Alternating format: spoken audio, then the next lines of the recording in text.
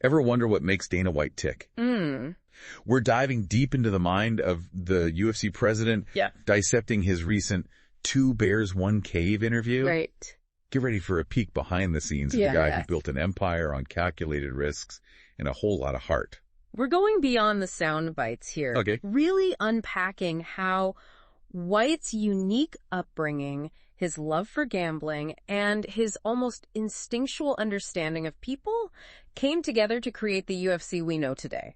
Yeah, this isn't just about fight nights and pay-per-views. Right. This is about understanding a mindset, a way of looking at risk and reward that most of us wouldn't even dream of. But first, a little trip back to where it all began, the streets of Boston. And this wasn't some idyllic childhood. Right. Picture young Dana White bouncing between Boston and Vegas, attending a new school practically every year. Not exactly the recipe for stability, right?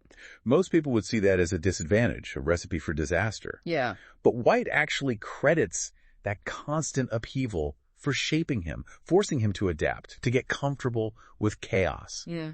It's almost like those experiences hardwired him for the unpredictable world he'd eventually build with the UFC.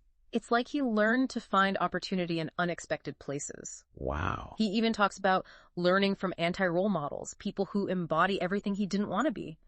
He took those negative examples and used them as fuel, a constant reminder of the path he didn't want to take. Talk about turning a negative into a positive. And that leads us to this underlying theme that runs through everything we learned about White, his almost excessive appetite for risk. He even admits to seeking out pressure, thriving in situations where most people would crumble. It's fascinating, right? We see this in the way he built the UFC, taking a sport that was considered barbaric by many and turning it into a global phenomenon.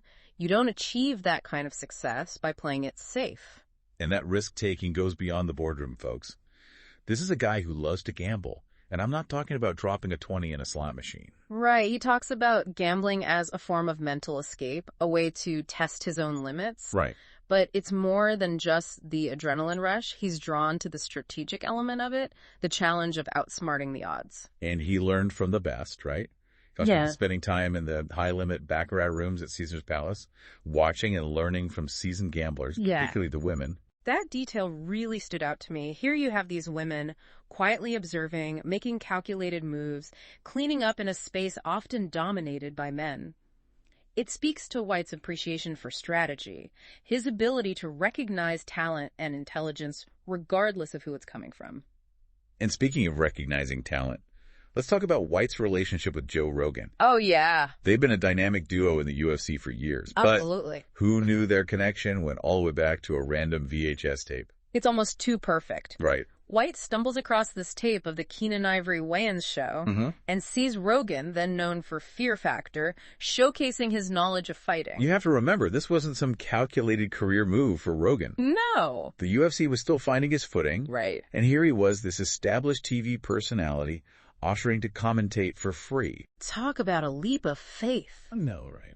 Rogan saw something special in the early days of the UFC, and that faith wasn't misplaced. Right. He brought a level of passion and legitimacy to the sport that was crucial in those early days. And it wasn't just Rogan. White has a knack for building loyalty among his team. Yeah. Creating a company culture that's different from the cutthroat corporate world he despises. Remember how he talks about the soul-crushing hotel jobs he worked? Oh, yeah. He vowed to never treat his employees the way he was treated. At the UFC, family comes first. Wow. He's talked about rescheduling fights, even moving events to accommodate his employees' family commitments. It's not just talk either. He throws these legendary parties for his staff and their families. Oh, I've heard about these. We're talking Kid Rock, Snoop Dogg, Oh my God. the Red Hot Chili Peppers. Yeah. It's like Coachella with a side of arm bars. It's about investing in the people who make the UFC what it is. Right. White understands that a strong team, a loyal team, is essential to success. And that kind of loyalty is earned, not demanded. Okay. But let's not forget White's ambition. Right. This is a guy who's always pushing boundaries, always looking for the next big thing. Okay. Which brings us to his vision for the Las Vegas Sphere. This thing is on another level, right? Yeah. Using cutting-edge technology to create an immersive experience that blends sports and entertainment like never before. Yeah. Even White said it might be the main attraction itself. Wow. Which makes you wonder. How do you create content that can hold its own in a venue that's practically a spectacle in itself? That's the challenge. White faces now, and you can bet he's already got something up his sleeve. It's funny. For a guy who thrives on spectacle, on pushing the limits of what's possible, White also seems to have this grounded side. Yeah. Especially when it comes to family. He's definitely aware of the trade-offs he's made. Remember that part in the interview where he talks about not missing a single UFC event for 17 years? Right. That's dedication. Yeah. But it also comes at a cost. He even admits to having his team film his kids' sporting events so he could watch them later. Wow. From halfway across the world. You could practically hear the gears turning in his head as he's saying it. Like he's realizing the absurdity of it all. It's like he's acknowledging that you can't be two places at once, no matter how much you try to bend reality to your will.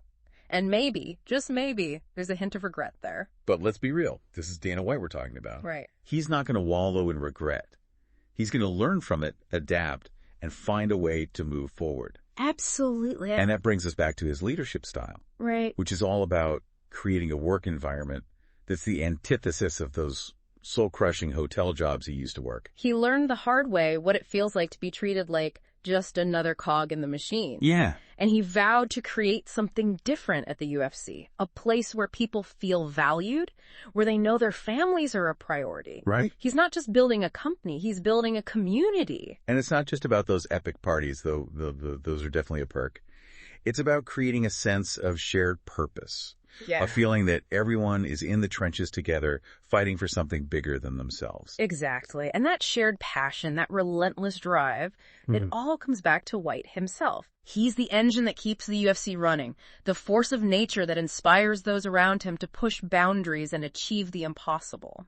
So as we wrap up this deep dive into the mind of Dana White, I'm left with this thought. Okay. This is a guy who started with nothing, embraced risk like an old friend, and built an empire by staying true to himself and the people he believes in. It's a good reminder that success isn't always linear. Right. And sometimes the most unconventional paths lead to the most extraordinary destinations. And who knows, maybe, just maybe, one of those paths might lead you to a high-stakes baccarat table with Dana White himself. Just remember what we learned today before you accept that $250,000 marker.